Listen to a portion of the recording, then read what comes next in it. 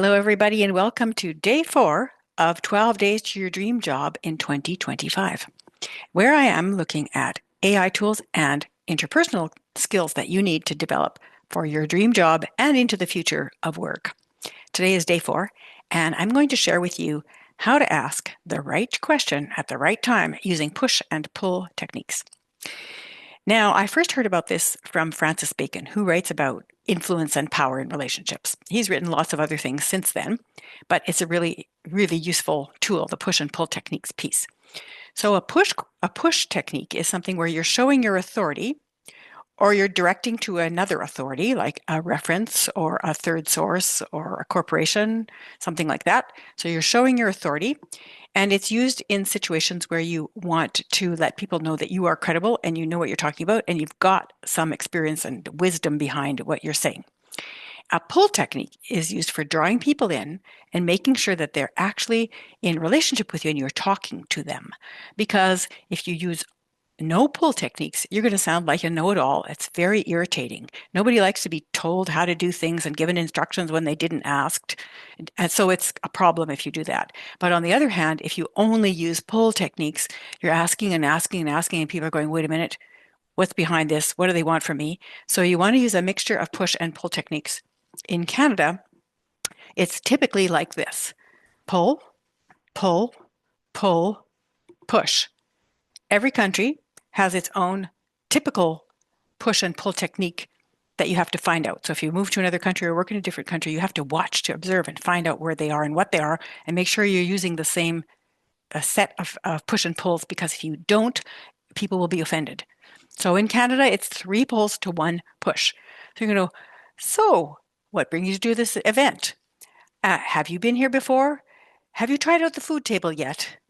How did you like the speaker? Is there something that I can help you with today? It's any kind of a question that invites the other person in and invites them to want to say something.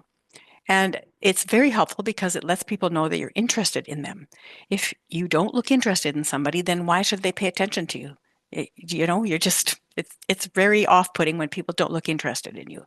And they look interested if they're asking questions about you and listening to the answers. So now, after you've asked a few questions, then it's time to use a push technique.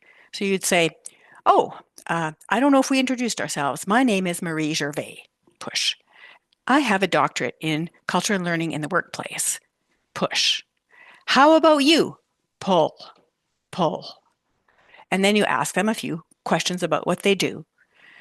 So, what are you working on? What are you excited about? What's challenging for you right now in your job? Pull, pull, pull. And then, well, for me, what I find challenging is coordinating virtual employees across countries and provinces. Push, right? Have you experienced that challenge? Or are you in that position yourself? Pull. That's how you do it. Now, if you are a woman or a man, you're likely to need a different set of push and pull techniques. And I do not know how this works for people who are in between and have fluid gender, because that is still to be determined. So what we're doing is looking at what we know so far, and we'll see what happens with fluid gender interactions with push and pull techniques. Typically, most men have more push techniques than women. If a woman comes across with a lot of push techniques, the man and the woman in the conversation will dismiss them. If a man comes across with push techniques, people will tolerate it longer. But if that man never asks any questions and shows no interest in the other people, soon they will turn around. So typically a woman will start out like this, a few pull techniques like this, and then push. And a man will usually start with pull, push, pull, pull, push. And if you have a good dialogue, there'll be equal amounts of listening and talking on both sides. It's not a good dialogue if anybody takes over or if anybody never gives any information. So think about that next time you're having a conversation, or the next time you're observing somebody have a conversation. See where the push and pulls are happening and see what you can learn about that. It's extremely useful for almost everything at work and also life. So I hope you enjoyed this day 4 push and pull techniques for asking questions in a conversation. And day 5 is going to be another AI. Let me look it up. Ah, yes, we're going to look at a PowerPoint AI called Beautiful.ai. So stay tuned, and I'll see you tomorrow on day 5.